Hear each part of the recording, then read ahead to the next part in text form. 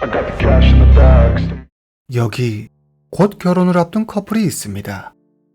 남자에게 있어 여자는 인생의 전부였고 여자에게 있어 남자는 진실한 사랑이었습니다. 꽃길만 펼쳐질 것 같던 두 사람의 사랑에 누구도 예상치 못한 불행이 찾아옵니다. 그리고 이들의 꿈은 그대로 부서져 버립니다. 이들에게 무슨 일이 일어난 걸까요? 오늘 이야기 시작합니다. 미국 플로리다주 델토나. 플로리다주 북동쪽에 위치한 델토나에는 인구 약 9만 명이 살고 있습니다. 패트릭 데라 세르다. 1992년 6월 4일 출생. 패트릭은 플로리다주 마이애미에서 어머니 파트리샤, 아버지 맥스 사이에서 태어났습니다. 그는 어려서부터 밝고 긍정적인 아이였습니다. 성인이 된 패트릭은 플로리다주 델토나에서 아버지 맥스를 따라 건설 관련 일을 하며 더 나은 삶을 살기 위해 적극적으로 삶을 개척하고 노력하는 청년으로 성장했습니다. 2017년 6월, 패트릭은 SNS를 통해 은행에서 일하는 제시카를 알게 됩니다. 첫 만남부터 두 사람은 서로에게 강하게 끌립니다. 두 사람은 곧 연인 사이로 발전하고 6개월간의 연애 끝에 패트릭은 제시카에게 청혼합니다. 두 사람은 내년에 결혼식을 올리기로 하고 어디로 신혼여행을 떠날지 신혼여행 계획도 미리 세워둡니다. 패트릭은 제시카의 결혼 반지를 주문합니다. 그리고 결혼 반지를 낀 약혼녀 제시카를 생각하며 행복한 결혼식을 상상합니다. 2018년 2월 27일 아침, 잠에서 깬 패트릭은 간단히 아침 먹을 준비를 합니다.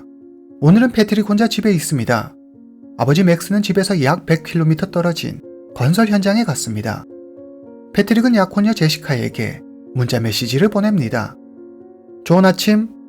제시카 역시 패트릭에게 문자 메시지를 보냅니다. 그런데 제시카가 메시지를 보낸 지 한참이 지났지만 패트릭에게서 답장이 없습니다. 뭔가 평소와 다르다는 생각에 제시카는 패트릭에게 전화를 걸어보지만 그는 전화를 받지 않습니다. 제시카는 그 후로도 몇 번 더 연락을 시도하지만 패트릭은 여전히 연락을 받지 않습니다. 불안해진 제시카는 시아버지 맥스에게 연락합니다. 제시카의 연락을 받은 맥스가 아들 패트릭에게 연락을 해보는데 아버지 맥스의 연락도 받지 않자 걱정이 된 두 사람은 집에 가보기로 합니다. 제시카가 먼저 패트릭의 집에 도착합니다. 제시카가 집 안으로 들어가기 위해 울타리를 넘으려고 하는 순간 경찰차가 도착합니다. 경찰에 신고한 적도 없는데 경찰차가 나타나자 제시카는 순간 불길한 생각이 듭니다. 경찰이 말합니다. 누구죠? 방금 여기에서 총소리가 났다고 신고가 들어왔는데요. 총소리? 여기는 제 남자친구와 남자친구 아버지의 집이에요. 제시카는 더욱 불안해집니다. 경찰의 뒤를 따라 현관 쪽으로 가보니 패트릭이 피투성이가 된 채 쓰러져 있습니다. 그는 이미 숨진 뒤였습니다. 패트릭의 머리, 얼굴, 가슴, 골반 등 총 4곳에서 총상이 발견됩니다. 경찰은 매복해 있던 범인이 소총을 여러 발 발사하여 패트릭을 살해한 것으로 판단했습니다. 경찰은 범인이 아직 사건 현장 주변에 숨어 있을지도 모른다는 생각에 긴장의 끈을 늦추지 않습니다. 패트릭의 집 주변은 사방이 숲으로 둘러싸여 있어 범인의 흔적을 찾기가 쉽지 않았습니다. 경찰은 현장을 봉쇄하고 본부에 지원병력을 요청합니다. 잠시 후 지원병력이 도착하고 경찰은 구조용 헬리콥터를 띄워 주변 산간 지역을 수색합니다. 사건 현장에는 현관문 유리가 깨져 있었는데 경찰은 깨진 유리 조각들 사이에서 탄피 2개를 발견합니다. 패트릭이 총 4곳의 총상을 입었기 때문에 경찰은 나머지 2개의 탄피를 더 찾기 위해 집 주변을 수색하지만 더 이상의 탄피는 나오지 않았습니다. 경찰은 범인이 탄피를 가져갔을 것으로 봅니다. 총알은 300BLK로 경찰은 범인이 AR-15라는 모델명을 가진 반자동 소총을 사용했을 것으로 추정합니다. 패트릭의 집안은 엉망진창이었고 평소 CCTV 영상 파일을 보관하는 패트릭의 컴퓨터는 보이지 않았습니다. 범인은 용의주도하게 지문을 비롯한 자신의 흔적을 어떠한 것도 남기지 않았습니다. 범인은 사전에 범행을 치밀하게 계획하고 준비한 것으로 보입니다. 그런데 놀라운 일은 패트릭이 총격을 당한 사건이 이번이 처음이 아니라는 겁니다. 하루는 패트릭의 집 인근에 사는 이웃이 찾아와 패트릭의 집이 자기 집이라고 우기며 총을 발사했습니다. 다행히 다친 사람은 없었습니다. 그는 정신에 이상이 있는 사람이었는데 경찰이 현재까지 찾아낸 이 사건의 가장 유력한 용의자였습니다. 그러나 그는 사건 당일 다른 범죄를 저질러 구치소에 수감 중이었습니다. 그렇다면 이웃 남성은 사건 현장에 없었다는 명백한 알리바이를 가지고 있는 셈입니다. 잠시 후 패트릭의 아버지 맥스가 도착합니다. 그는 경찰에 말합니다. 오늘 아침 택배 기사가 전화 왔어요. 지금 패트릭의 택배를 배달할 거라면서 집에 누가 있는지 묻더군요. 전 아들이 혼자 집에 있다고 말했어요. 그리고 전화를 끊고 패트릭에게 택배가 올 거라고 문자 메시지로 알려줬어요. 그런데 패트릭은 어떤 답도 하지 않았어요. 그때 아들이 범인에게 공격받은 것 같아요. 경찰은 패트릭의 휴대전화를 조사합니다. 그리고 알 수 없는 이로부터 온 문자 메시지와 음성 메시지를 발견합니다. 경찰은 음성 메시지 내용을 확인합니다. 나한테 전화해. 가능한 빨리 전화하는 게 좋을 거야. 휴대전화에서 한 남성의 목소리가 흘러나오자 제시카의 얼굴이 파랗게 질립니다. 제시카는 이 목소리의 주인공을 알고 있었습니다. 그레고리 벤더. 당시 나이 50세. 그레고리는 펀드 매니저입니다. 제시카는 이 중년 남성을 어떻게 알고 있는 걸까요? 알고 보니 그레고리는 제시카의 옛 남자친구였습니다. 두 사람은 거의 8년의 사귀었습니다. 제시카가 떨리는 목소리로 말합니다. 그레고리 짓이 분명해. 2009년 20대 초반의 제시카는 SNS를 통해 그레고리 벤더를 알게 됩니다. 그레고리는 유머러스하고 매너가 좋은 남자였습니다. 그는 여성의 환심을 사는 법을 아주 잘 알고 있었죠. 제시카는 그레고리에게 푹 빠졌고 두 사람은 교제를 시작합니다. 그런데 그레고리에게는 큰 문제가 하나 있었습니다. 그것은 바로 여자친구에 대한 집착이었습니다. 그는 제시카가 만나는 모든 남자들의 뒷조사를 했고 남자라면 누구라도 만나는 것은 고사하고 인사하는 것조차 허락하지 않았습니다. 그레고리에게는 한 가지 위험한 취미가 있었는데 그는 총을 수집하고 있었습니다. 그는 10자루가 넘는 총들을 소장하고 있었고 자기 맘에 들지 않으면 총으로 제시카를 위협하기도 했습니다. 다른 남자를 만나기만 해봐. 바로 쏴버릴 테니.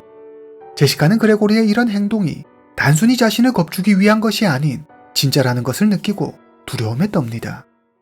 2016년 그레고리와 제시카는 약혼합니다. 하지만 그레고리에게는 제시카가 모르는 크나큰 비밀이 하나 있었습니다. 사실 그레고리는 가정이 있는 유부남이었습니다. 어느 날 그레고리가 수술을 받게 됩니다. 약혼자가 걱정이 된 제시카는 한달음에 병원으로 달려갑니다.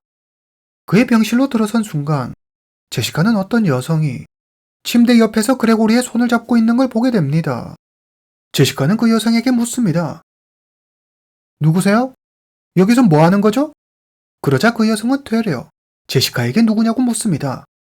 제시카는 약혼 반지를 보여주며 그레고리의 약혼녀라고 말합니다.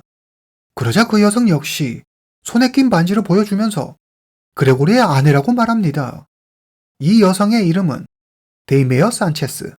데이메어는 그레고리의 아내였습니다. 제시카는 그동안 자신이 불륜을 저질렀다는 사실을 깨닫고 충격받습니다. 그것도 무려 8년 동안이나 말이죠. 제시카는 그 자리에서 바로 병원 문을 나옵니다.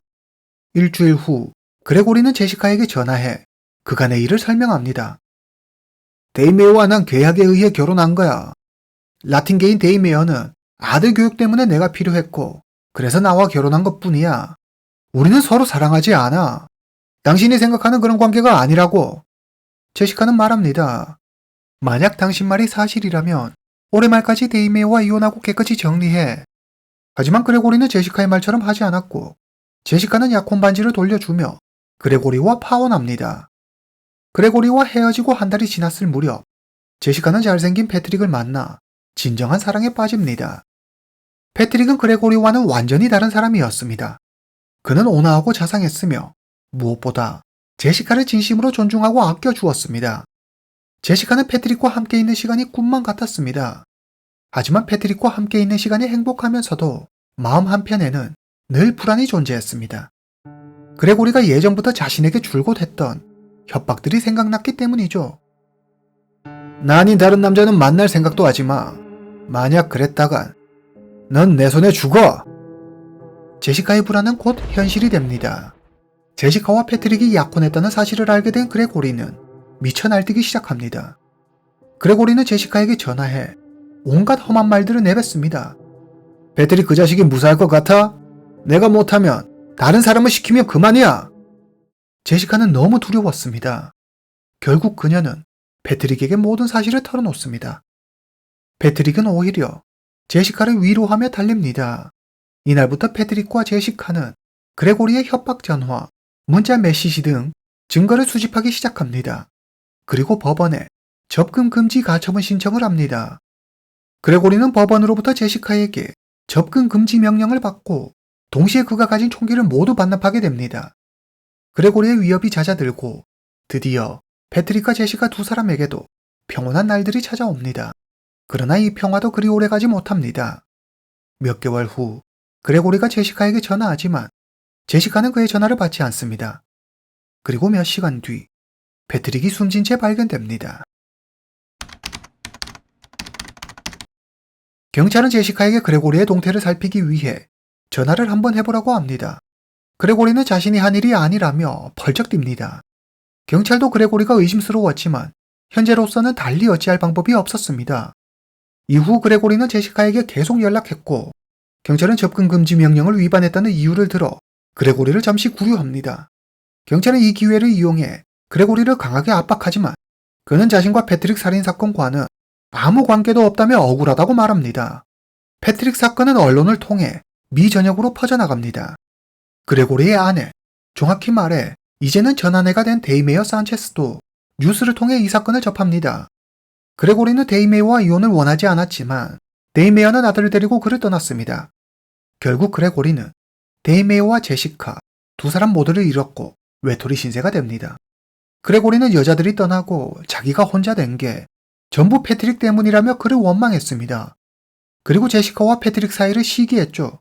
뉴스를 본 데이메어는 경찰을 찾아갑니다. 전에 그의 집에서 그가 쓴 노트를 본 적이 있어요. 처음 몇 페이지는 일반적인 업무 스케줄이 적혀 있었지만 문제는 그 다음부터였어요. 노트 중간쯤에 누군가를 죽이기 위한 계획을 치밀하게 적어놨더라고요. 일종의 살인계획 같았어요. 너무 놀란 전 그레고리에게 노트에 있는 내용이 뭐냐고, 무슨 일을 꾸미는 거냐고 따져 물었죠. 그는 그저 장난일 뿐이라고 했어요. 찝찝하긴 했지만 그냥 넘어가고 더 이상 그 일에 관여하지 않았어요. 그런데 TV 뉴스에서 패트릭 사건을 보고 문득 그날 일이 떠오르더라고요. 경찰은 법원으로부터 수색영장을 발부받아 그레고리의 집으로 갑니다. 경찰은 그의 집에서 아직 반납하지 않은 총을 발견하는데 허가증 기간이 한참 지난 상태였습니다. 경찰은 범행 도구를 찾지는 못했지만 책상 서랍에서 사용한 흔적이 있는 탄피 한 개를 발견합니다. 감정 결과 패트릭 사건 현장에서 발견된 탄피와 동일한 유의 탄피였습니다. 그리고 휴지통 안에서 그림과 글이 빼곡히 적힌 종이 몇 장을 발견하는데 거기에는 패트릭을 없애기 위한 계획들이 아주 상세히 적혀 있었습니다. 그레고리의 집에서 패트릭의 집까지의 거리와 패트릭의 집 구조, 배치 등의 내용이 적혀 있었고 그 외에도 범행 시 주의해야 할 점들이 쓰여 있었습니다. 첫 번째, 패트릭이 집에 혼자 있을 때 실행하기. 두 번째, 발자국이 남지 않도록 신발 밑바닥에 테이프 붙이기.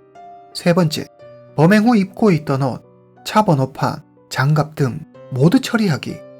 그의 계획은 주도 면밀하고 치밀했습니다. 그런데 중요한 증거가 될 수도 있는 이런 종이를 이렇게 아무렇게나 휴지통에 버려두다니. 경찰은 사건을 해결할 단서를 찾았다는 사실이 기쁘면서도 한편으로는 이해가 되지 않았습니다. 경찰은 그레고리가 적어둔 계획에 따라 전체 범행 과정을 유추해 봅니다. 그러면 그가 적어놓은 살인 계획에 따라 사건 당일 무슨 일이 있었는지 재구성해 보겠습니다. 2018년 2월 27일 사건 당일 그레고리는 패트릭의 집 근처 숲에 숨어 기회를 엿보고 있습니다. 그는 택배기사로 가장해 패트릭의 아버지 맥스에게 전화합니다. 그리고 패트릭이 혼자 집에 있다는 사실을 확인합니다. 택배가 온다는 아버지의 문자를 받은 패트릭은 며칠 전 주문한 결혼 반지일지도 모른다고 생각합니다. 잠시 후 초인종이 울립니다. 패트릭은 기쁜 마음으로 현관문으로 다가가고 현관문을 열려는 찰나 4번의 총성이 울립니다. 그리고 패트릭은 그 자리에서 쓰러지고 맙니다. 사건 발생 48시간 후 경찰은 그레고리를 정식으로 체포합니다. 체포 당시 그레고리는 구치소에 구류된 상태였습니다. 경찰은 그레고리를 범인으로 확신했지만 그의 범행을 입증할 만한 직접적인 증거가 부족했습니다. 범행 도구도 목격자도 심지어 DNA도 없었습니다. 과연 이 사건에 대한 재판은 어떤 방향으로 흘러갈까요? 3년 후 2021년 5월 해당 사건에 대한 재판이 열립니다. 증인으로 채택된 제시카가 법정에 섭니다. 그녀는 그레고리가 자신과 패트릭을 어떻게 위협하고 괴롭혔는지, 자신들이 얼마나 오랜 시간 고통받았는지 자세히 설명합니다. 그러나 그레고리의 변호사는 이는 사실과 다르다며 비디오 테이프 몇 개를 증거로 제출합니다. 비디오 테이프에는 2017년 11월 제시카와 그레고리가 만나는 영상이 녹화되어 있었습니다. 이때는 제시카와 패트릭이 사귀고 있을 때입니다. 그레고리와 제시카 두 사람이 그레고리의 집에서 나오는 모습, 심지어 그레고리가 제시카에게 입을 맞추는 모습도 찍혀 있었습니다. 그레고리의 변호사는 제시카가 양다리를 걸치고 있었다고 주장합니다. 패트릭과 사귀면서 그레고리와도 부적절한 관계를 맺고 있었다는 거죠. 하지만 제시카는 해당 영상은 사실이 아니라 의도를 가지고 편집된 영상이라고 주장합니다. 그레고리와 만난 것은 사실이지만 그레고리의 협박에 못 이겨 어쩔 수 없이 만난 것이었다고 말합니다. 제시카는 말합니다. 그날 그레고리에게 더 이상 연락하지 말라고 강하게 이야기했어요. 그리고 그레고리가 저에게 입 맞추려고 했을 때 저는 분명히 피했어요. 이 영상은 그레고리가 고용한 탐정이 찍은 거예요. 같은 영상을 패트릭에게도 보낸 적이 있어요. 이것 때문에 패트릭하고 오해가 생겨 잠시 헤어지기도 했죠. 그레고리의 변호사는 패트릭의 아버지 맥스를 주요 용의자로 지목하기도 합니다. 맥스는 며느리가 될 제시카를 좋아했어요. 그게 바로 범행 동기죠. 맥스가 사건 당일 건설 현장에 간다고 했지만 사실은 거짓말이었죠. 맥스는 사건 당일 건설 현장에 간다고 거짓말하고 사실은 다른 곳에서 여자친구를 만나고 있었습니다. 이에 검찰은 맥스가 건설 현장에 있었건 여자친구를 만났건 그것은 중요하지 않다고 말합니다. 그가 당시 사건 현장에 없었다는 확실한 알리바이가 있으니 그는 절대 범인이 아니라고 말합니다. 이에 그레고리의 전처 데이메이어가 증인으로 나섭니다. 그레고리는 갑자기 데이메이어를 향해 사랑한다고 속삭입니다. 그레고리는 데이메이어가 예정을 생각해 자신에게 유리한 증언을 해주길 바랬죠. 그러나 그레고리의 바람과는 다르게 데이메이어는 그레고리가 범인일 가능성이 크다고 진술합니다. 책상 서랍 속에서 발견된 탄피, 휴지통 속에서 발견된 살인 계획, 데이메이어의 증언, 그리고 이것들 외에 다른 중요한 증거가 하나 더 발견됩니다. 그레고리는 범행 전 맥스에게 전화를 걸었습니다. 휴대전화 위치 추적 결과 당시 그레고리는 패트릭의 집 근처에 있었다는 사실이 밝혀집니다. 4일 후 긴장된 분위기 속에서 재판 결과가 선고됩니다. 배심 원단은 그에게 1급 살인 혐의로 유죄를 판결해 재판부는 그레고리에게 가석방 없는 종신형을 선고합니다. 그레고리는 낙심한 얼굴로 제시카를 바라보지만 그녀는 패트릭이 죽기 전 주문했던 결혼 반지를 바라봅니다. 그레고리의 변호사는 증거 불충분을 이유로 항소하겠다고 밝혔습니다. 오늘 이야기는 여기까지입니다. 다음 시간에 뵙겠습니다.